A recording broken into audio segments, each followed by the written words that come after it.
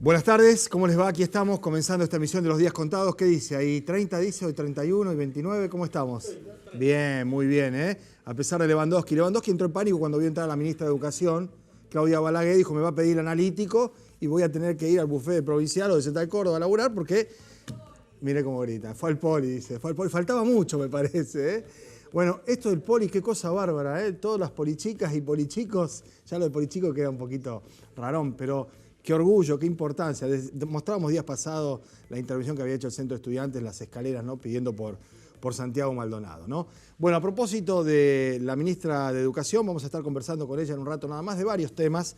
Uno referido a ese ataque que en su momento los hackers y los trolls ligados a la política oficial del gobierno del presidente Macri habían lanzado, en el que aparecían más menciones de la ministra en 6 horas que todo un mes. También vamos a hablar de lo que efectivamente se conversa necesariamente en las escuelas a partir de la iniciativa de los estudiantes, fundamentalmente, en los distintos niveles. Esto en algún momento también lo charlábamos con el gobernador, ¿no? No es lo mismo hablar con pibes y chicos de 10, 12 años en la primaria que con los del secundario, con su centro de estudiantes ya organizado, con otro tipo de comportamiento y naturalmente en la universidad donde ya son personas adultas, más allá de que sean jóvenes, ciertamente, ¿no? También tenemos otros temas para tratar. La ley de educación que se vendrá en la provincia después de más de medio siglo, que estamos ahí a la expectativa. Vamos a hablar de las amenazas de bomba a las escuelas, qué es lo que se puede hacer. En el Verbo Encarnado se supo inmediatamente que había sido un celular de una de las chicas de esa escuela. En otras escuelas las cosas son diferentes. Veremos cuáles son las alternativas para evitar que esto se siga expandiendo, ¿no? Porque tantos llamados, tantos tiempos y justo en estas fechas, que no se da en otras provincias, ¿no? Esto también llama la atención. ¿Por qué pasa en Santa Fe? ¿Y por qué se le atribuye exclusivamente a los chicos que no quieren tener prueba o cosas así, cuando en realidad no son todos los casos lo mismo? La reiteración llama también la atención. Hay investigaciones en curso. El fiscal Baclini ya ha dado algunos elementos. Es decir, una serie de situaciones que se van efectivamente concatenando. Como tampoco uno quiere, alimentar hipótesis o teorías conspirativas, los 4 autos incendiados anoche, por ejemplo, en la ciudad de Rosario, ¿no? En la zona sur y suroeste, en una suerte de secuencia de un par de horas, nada más requiriendo la intervención también de los bomberos, precisamente en los momentos en que se conocía con certeza que el juez federal Vera Barros había ordenado la detención de una treintena de policías, entre ellos un jefe de un área como es Asuntos Internos, que debía investigar el comportamiento de los policías, que en su momento se los responsabilizó de la situación de desaparición forzada de Franco Casco. También el comisario de la seccional que está en calle Caferata, es decir, una serie de elementos y factores concurrentes que uno no fuerza ni coincidencias ni elementos causa-efecto, pero que tampoco puede ser tan ingenuo, tan desaprensivo como para separar todo de un contexto, de un clima que se está poniendo realmente complicado en algunos aspectos, sobre todo en cuestiones vinculadas al estado de ánimo, ¿no? Yo no creo que sea tampoco una casualidad que haya una concordancia en el discurso de muchos periodistas de medios de comunicación, especialmente en Buenos Aires, y esto lo marcábamos ayer, cuando en la ciudad de Rosario, en la provincia de Santa Fe, por empezar, no hay dinosaurios al estilo de algunos que se escuchan en Buenos Aires, ¿no? Que festejan cuando va un pibe preso, cuando matan a un delincuente, con el uno menos, y con todas esas barbaridades que francamente no tienen ningún sentido, ninguna lógica, y son en alguna medida hasta provocaciones subterráneas. Ahora hay alguno que ha hablado de una declaración de guerra, como que alguien le declaró la guerra a otro.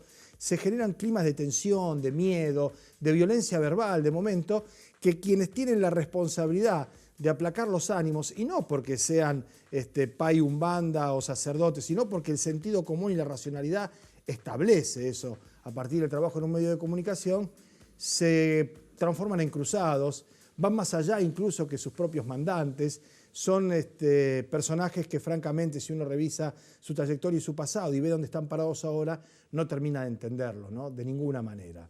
Lo de Franco Casco, la decisión del juez Vera Barros, es lo suficientemente importante como para darse en un contexto en donde desde los medios nacionales han llamado a colegas, a medios, a periodistas de la ciudad de Rosario para interiorizarse del asunto. Porque es una desaparición forzada de persona, porque sucedió en un Estado de Derecho, porque fue durante una gestión de un gobierno que está claramente posicionado en defensa de los derechos humanos y las libertades públicas, más allá de cualquier otro tipo de consideración. Hablamos de la policía de la provincia de Santa Fe, porque a Casco la última vez que se lo vio con vida fue en el calabozo de una seccional de la policía de Santa Fe. Y esto configura o prefigura el delito de desaparición forzada de personas. Y de ahí atrás, la continuidad del delito está dada en la trama de encubrimientos, de falta de deberes de funcionario, de responsabilidad de los jefes, de la investigación interna de la policía, ¿no? Creo que este es un dato también significativo. Y el otro elemento que se dio en este contexto nacional en donde la figura de Santiago Maldonado sigue repercutiendo fuertemente, es la certeza plena que hay ya a partir de pericias oficiales de que la sangre que se había encontrado de una supuesta pelea entre Maldonado y un puestero de las estancias Benetton no tiene nada que ver con el ADN del joven que se encuentra desaparecido. Esta era una de las hipótesis que más firmemente sostenían de manera extraoficial desde el gobierno nacional y se ha desvanecido. Incluso obligó a que el presidente Macri, que no habló en absoluto durante los 30 días o más que lleva ya desaparecido Maldonado, ayer haya tenido que hacer alguna referencia con lo que le representa desde el punto de vista de la importancia o la relevancia que le da al episodio el propio presidente, pero no pudo de ninguna manera soslayar esto que ya ha trascendido los límites de la Argentina y que ha empezado a impactar, y aunque resulte un tanto hasta morboso, en las encuestas, porque los que encuestan, los que miden, los que van testeando las opiniones de la gente en los distintos lugares, han encontrado que esto le ha generado un daño político al gobierno del presidente Macri a partir de las actitudes destempladas fundamentalmente y fuera de lugar de la ministra de Seguridad, Patricia Bullrich. Ya lo decíamos ayer también, la continuidad de la ministra en principio no estaría en tela de juicio porque el ABC de la política, el manual de los funcionarios y el que maneja el poder dice que a un ministro cuando lo acorrala la oposición no hay que soltarle la mano, a lo mejor más adelante. Pero independientemente de esto, que son consideraciones pequeñas en torno o en comparación a lo que se está discutiendo, que es el paradero de una persona que desapareció en pleno Estado de Derecho, en democracia, parece una cosa menor realmente, ¿no? Bueno, queríamos contar esto, que cuando se produce un efecto o una acción judicial como la del doctor Vera Barros ahora, aun cuando han pasado 20 meses de aquellos episodios, se investiga bajo esa figura y se convoca o se detiene, de acuerdo al nivel de participación o presunción que puede tener el juez que ha tenido, a una treintena de oficiales de la policía de la provincia de Santa Fe, algunos de alto rango. Esto es lo que uno quiere que ocurra porque es lo que corresponde que ocurra en el Estado de Derecho cuando se pone en marcha el mecanismo de investigación por parte del Poder Judicial con las fuerzas de seguridad intervinientes en un episodio en donde se ha producido la desaparición y luego seguida de muerte, en el caso de Casco, que apareció flotando en el río Paraná, de cualquier ciudadano, de cualquier individuo. Bueno, dicho esto, y ya habiéndoles contado que vamos a estar conversando con la ministra de Educación de la provincia de Santa Fe, Claudia Balaguer, en el bloque siguiente, les digo que sobre la segunda mitad del programa y pasadito vamos a tener a Carlos Delfrade, diputado provincial en la legislatura santafesina, candidato también a diputado nacional, pero en este caso porque Delfrade va a avanzar a partir de mañana con un pedido de informes que ya ha elaborado a distintas áreas de la provincia de Santa Fe, distintos ministerios, por un episodio que en la ciudad capital se está conversando y comentando mucho y que todavía no ha llegado a nuestras costas, pero está vinculado con algunas decisiones que ha tomado el intendente José Corral, que dicho sea de paso intentamos conversar con él, pero está fuera del país, creo que en Washington, en una reunión de alcaldes o algo así, por la objeción acerca del manejo de fondos para viviendas en la ciudad de Santa Fe. Así que tras la pausa, la ministra Balaguer y más tarde sobre el cierre del programa, un poco antes por supuesto, para conversar sin ataduras, sin tantas complicaciones de tiempo, Carlos Delfrade. Enseguida venimos. Bien, ahora sí. Me ha traído un obsequio la ministra de Educación, vamos a empezar por acá. Esto es para condicionar mi opinión, por supuesto, como suelen hacerlo. Son libros. Alguno dirá, caerá en saco roto, hubiera traído comida.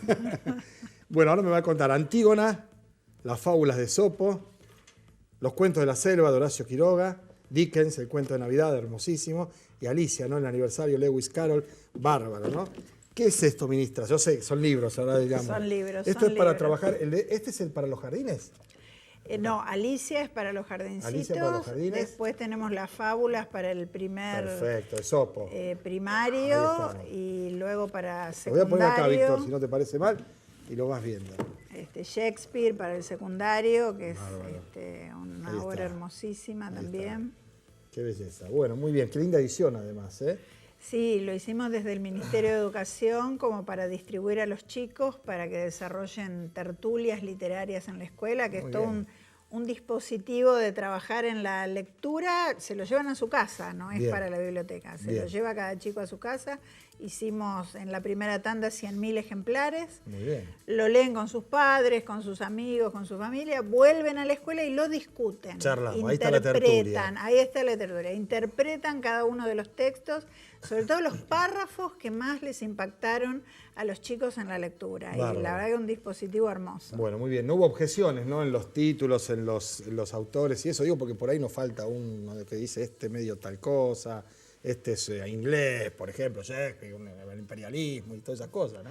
No, son y del otro lado clásicos. tampoco, ¿no? Algún facho que con condiciones, Horacio Quiroga, lo que representaba, son clásicos. Clásicos universales. A prueba de mentiras y refutaciones. Exactamente, no hay ningún problema. Bueno, pues ya por problema hay, ¿no? Digo, cuando aparecen los trolls, ¿no? ¿Cómo lo asimilaron eso en el ministerio, teniendo en cuenta que quedó a todas luces expuesto que era una maniobra de gente que lo único que quería era generar algún grado de conflicto, en situaciones donde además, lo decíamos acá en el programa, saludablemente en las escuelas se habla de lo que pasa en la vida real, en la cotidiana.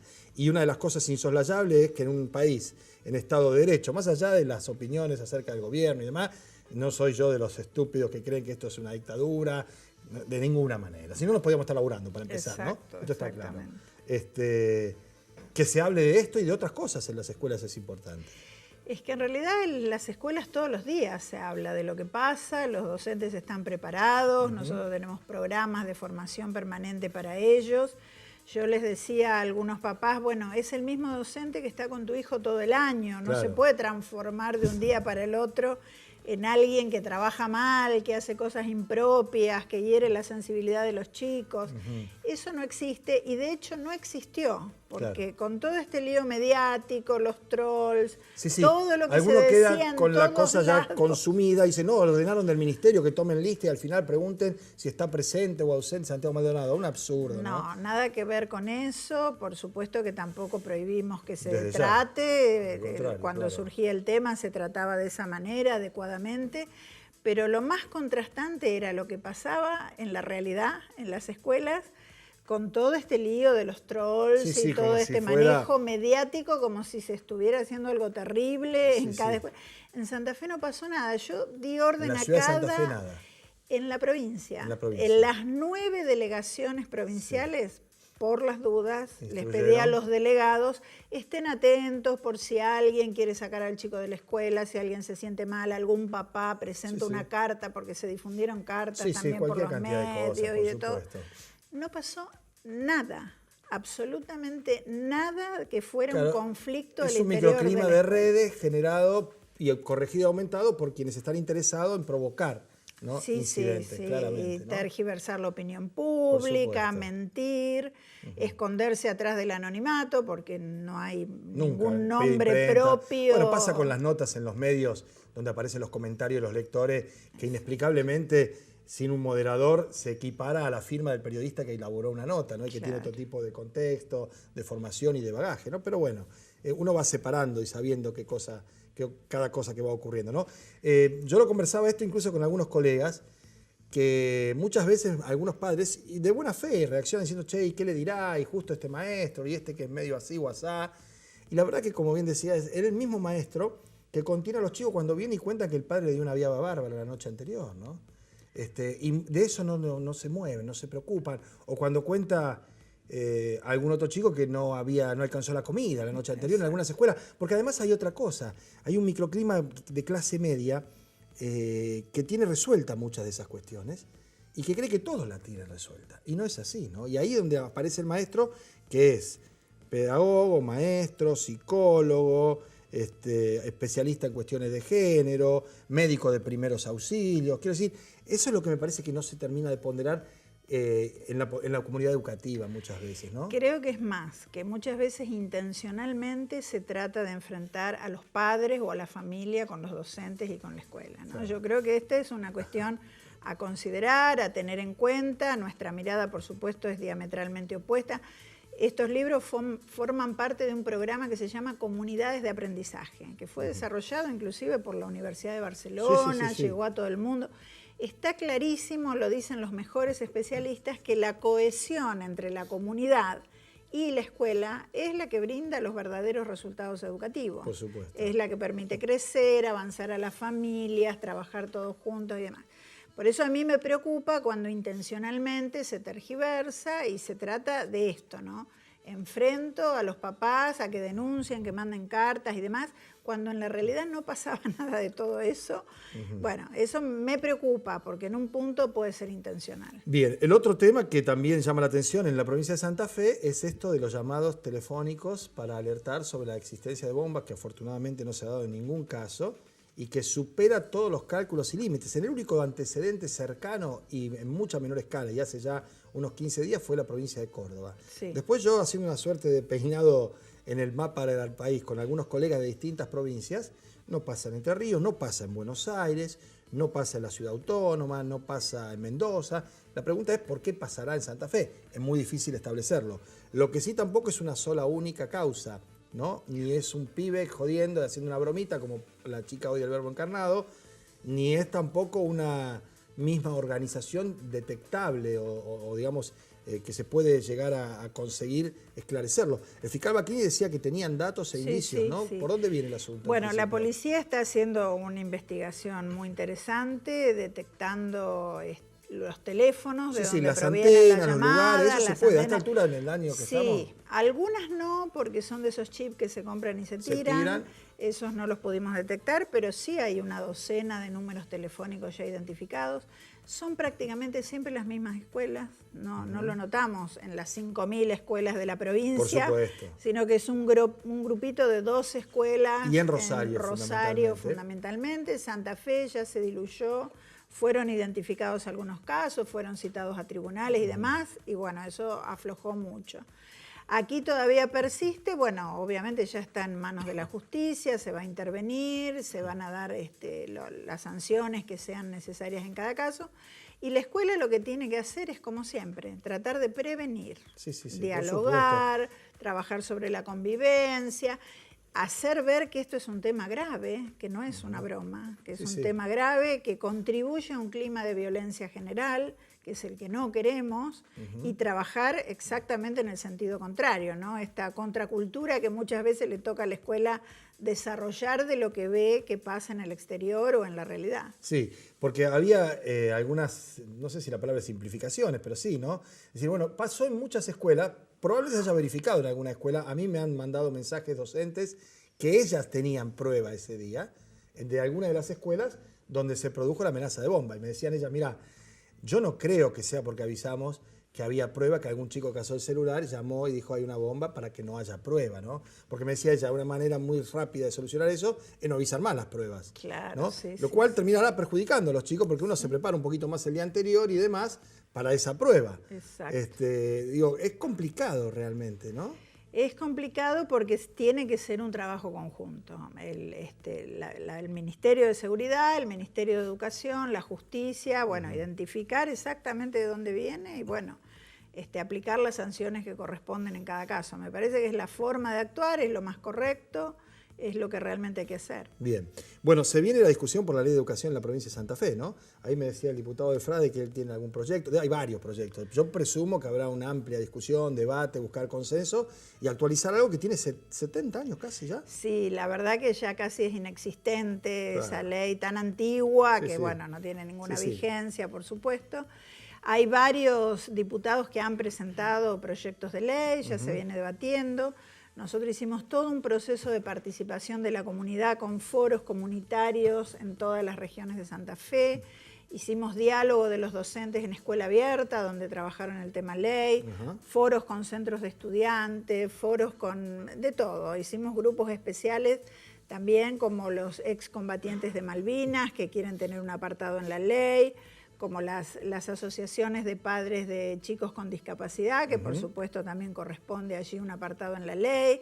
Bueno, la verdad que hay un trabajo muy integral que no tengo dudas de que vamos a tener una ley verdaderamente de vanguardia. Bueno, porque la verdad es que sería muy importante que esto ocurriera, porque yo recuerdo ya estaba trabajando, y ya era grande incluso, era un periodista experimentado, ¿no?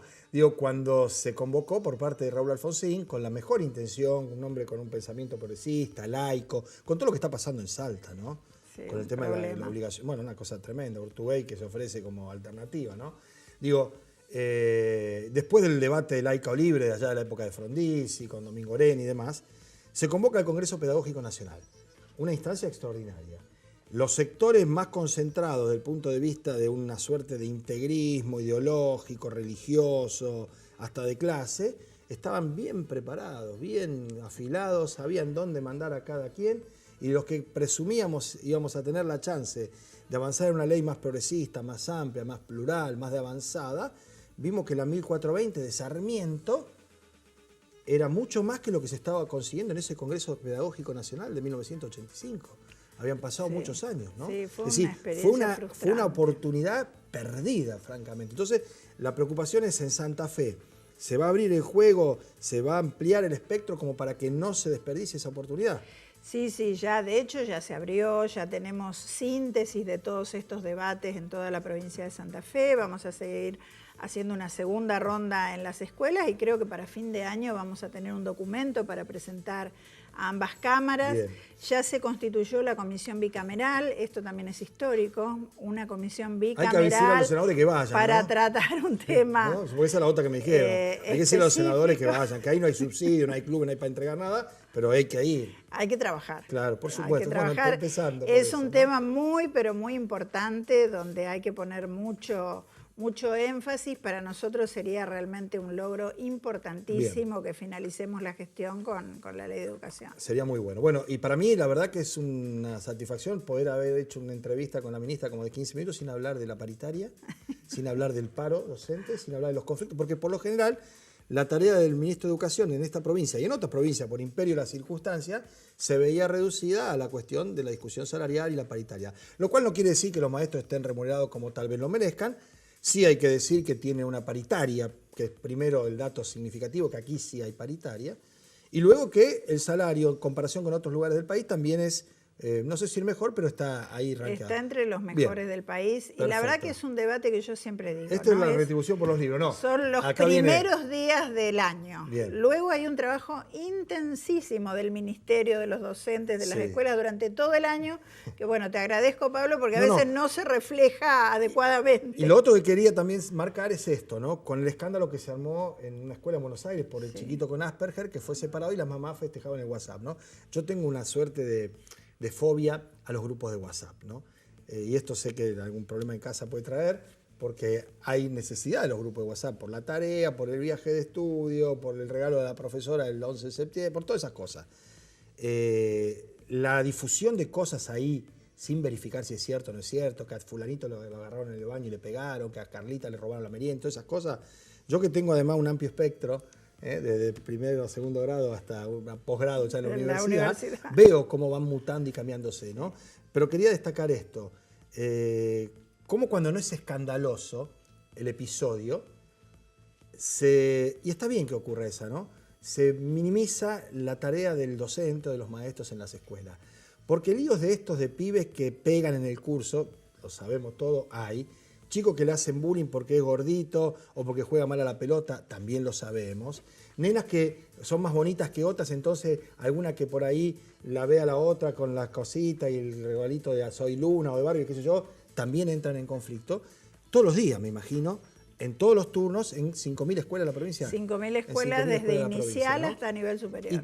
Y problemas de esta naturaleza, más allá de lo que, como decía antes, si no trascienden por el escándalo, se presentan todos los días, se resuelven en el seno. Se resuelven en el seno de la escuela. Educativa.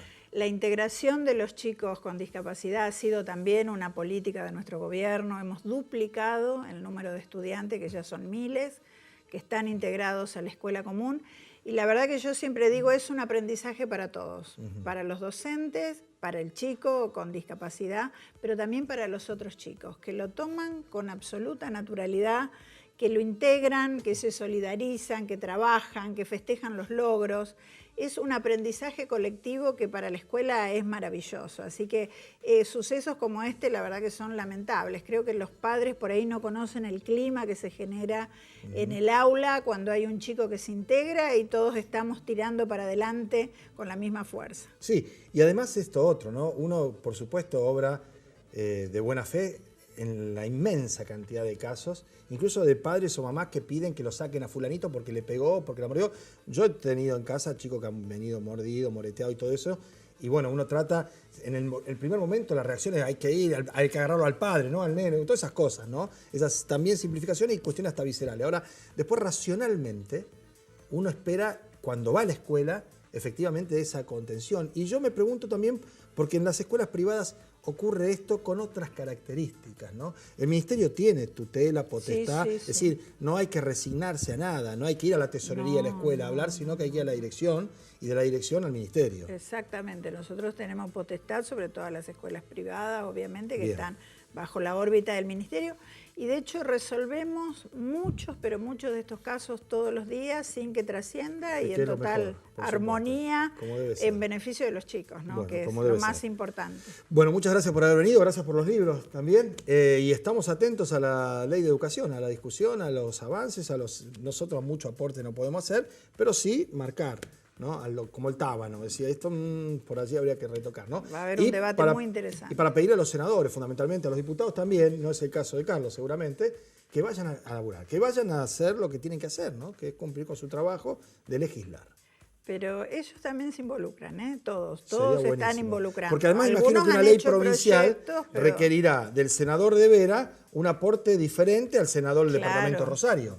Obviamente. No solo porque representa otra realidad geográfica, sino también poblacional, de necesidades. El tema de ruralidad, por ejemplo. Bueno, eso, nosotros tenemos, por supuesto, muchísimas cosas. Si todos los chicos tienen internet, ¿no? ¿Qué van a tener todos los chicos internet? Una locura, ¿no? Es decir, ese microclima en el que muchas veces uno comete la imprudencia de generalizar, cuando la provincia de Santa Fe es un país entero, ¿no? Exactamente. Pero bueno, por suerte estamos bien. Y los muchachos, en calidad los educativa, senadores y los diputados la entienden. Sí, perfecto. Pero saben que estamos mejorando en calidad educativa, que estamos mejorando en inclusión en la secundaria a través del Vuelvo a Estudiar. La verdad que Santa Fe es un poco un ejemplo, ¿no? En cómo seguir un camino de mejora educativa, y creo que esto es lo que hay que darle continuidad. Un sistema educativo no se cambia de un lado para otro, yo siempre digo, no hay catástrofes ni revoluciones. Hay procesos de cambio que cuando se siguen en el sentido correcto impactan trabajando con otros, con el Ministerio de la Producción, de Desarrollo Social, de Salud. Todos juntos tenemos algo que ver. Muchísimas gracias por haber venido, ministra. Gracias. Nos vamos a la pausa. Cuando volvamos vamos a estar hablando aquí con Carlos Delfrade.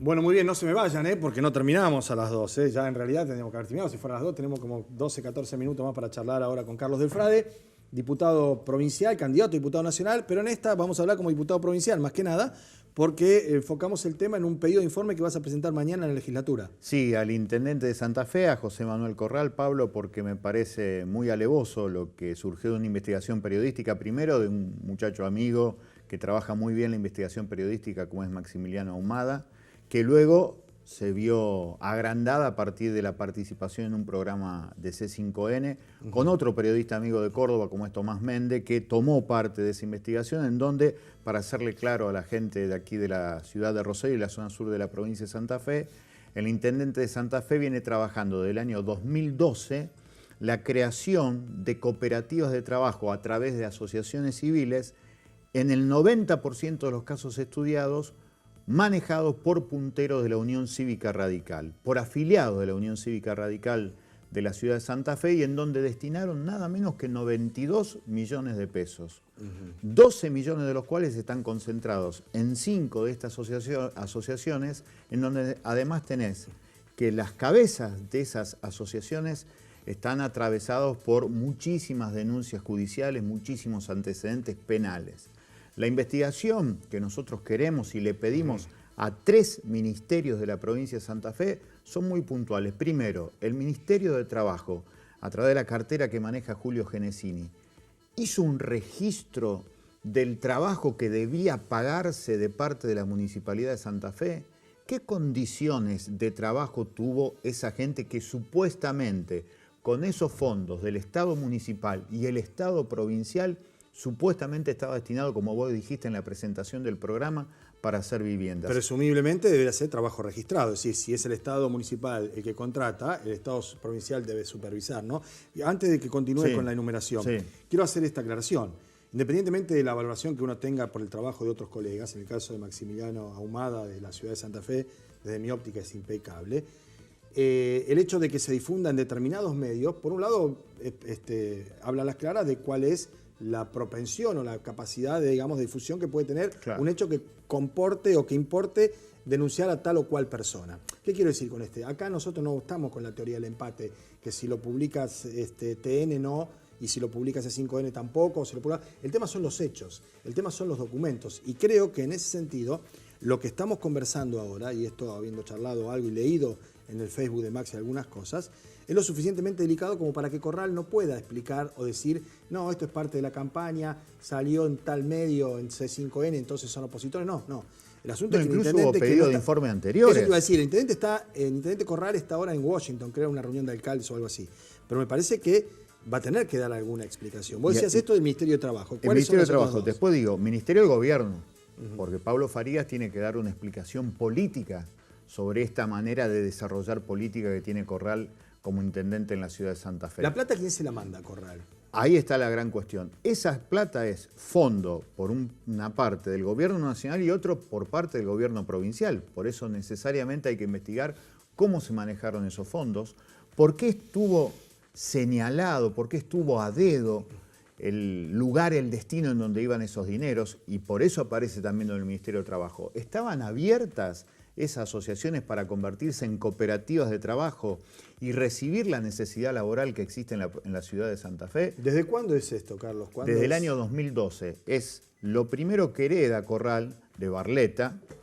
Barletta le da la intendencia a Corral en el año 2011, esa es la primera intendencia de Corral. Corral empieza a trabajar en esto que se llama iniciativas comunitarias, así se llama el programa, y empieza a ser trabajado en el año 2012. Y van generando cooperativas. Cooperativas a través de asociaciones, y ahí está la gran cuestión.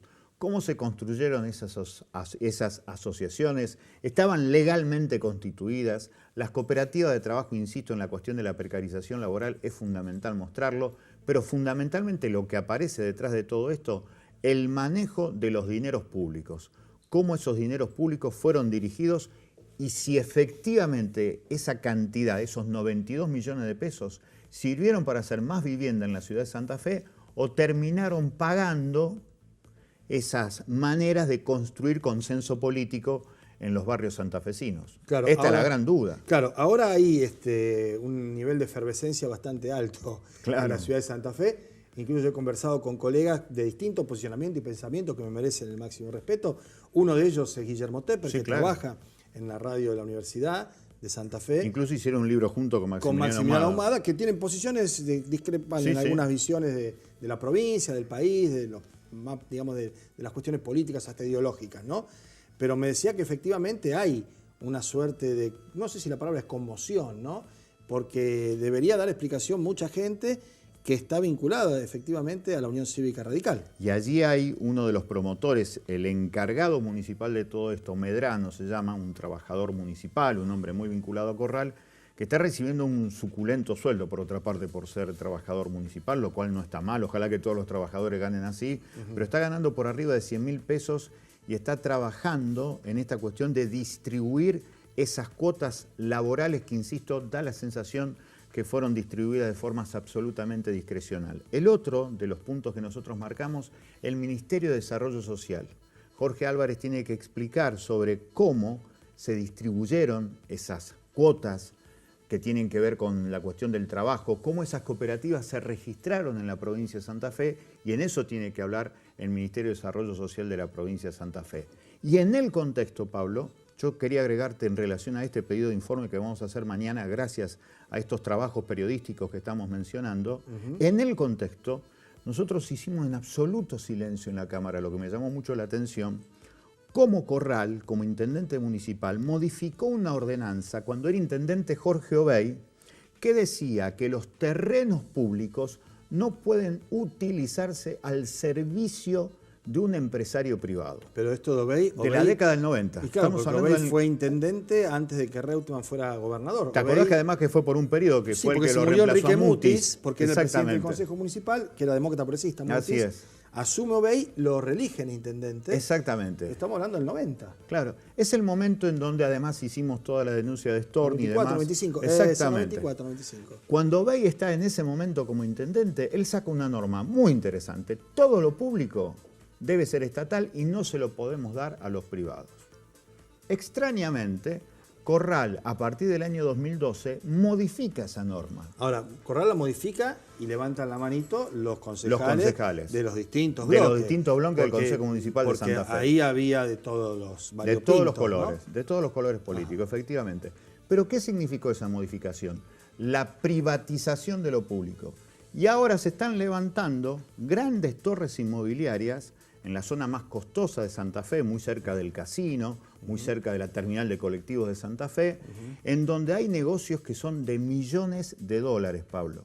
Nosotros lo hicimos en la legislatura porque nos parecía que la utilización del espacio público trasciende a la órbita municipal.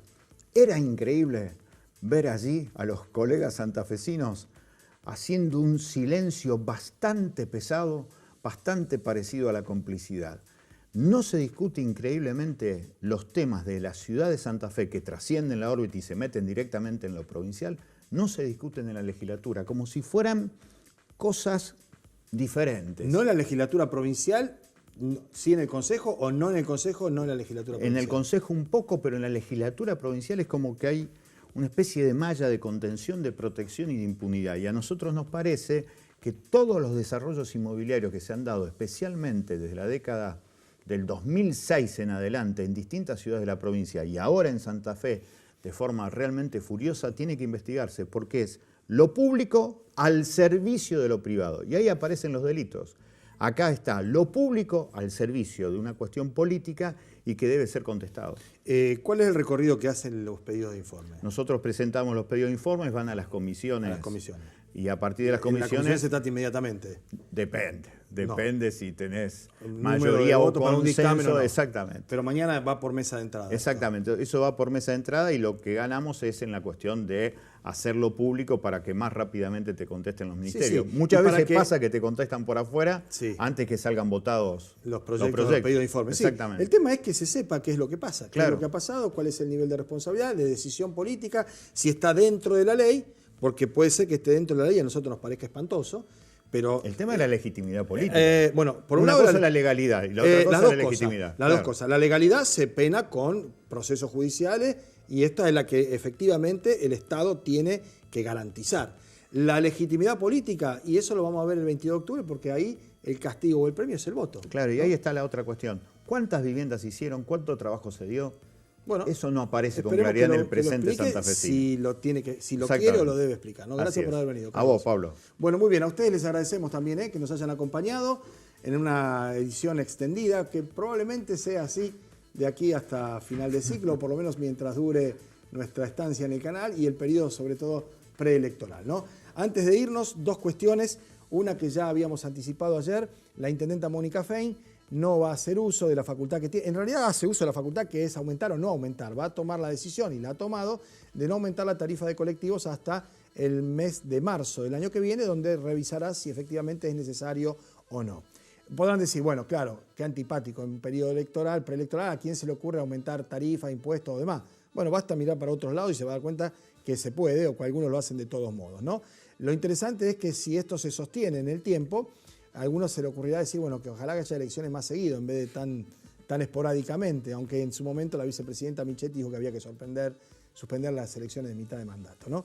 Esto por un lado en el tema de la Municipalidad de Rosario. El otro es que ya hay algunos datos, algunos indicios que está manejando la Policía de Investigación. Nos preguntamos si el Gran Ojo, ese que fue presentado, donde se ve todo lo que pasa en la ciudad, el mapa del delito y demás en tiempo real, ha detectado quiénes y por qué han incendiado los autos en la madrugada de hoy en la ciudad de Rosario, incluso uno detonando porque tenía un equipo de gas, evidentemente, a las 5 de la mañana, generando conmoción en la zona sur de nuestra ciudad, ¿no? En la medida en que vayamos enterándonos, averiguando, conociendo y teniendo los datos acerca de este y otros temas, los vamos a ir buscando para que ustedes también los manejen. Les agradecemos que nos hayan acompañado. los invitamos a que mañana a partir de las 13:30, después del noticiero, pegadito, nos vuelvan a acompañar. Y bueno, ya anticipamos, el viernes hay tertulia, vamos a acomodar los horarios de los colegas que participan, pero vamos a tener nuestra tertulia de cada semana. Ha sido un gusto, nos encontramos mañana como siempre. Hasta luego.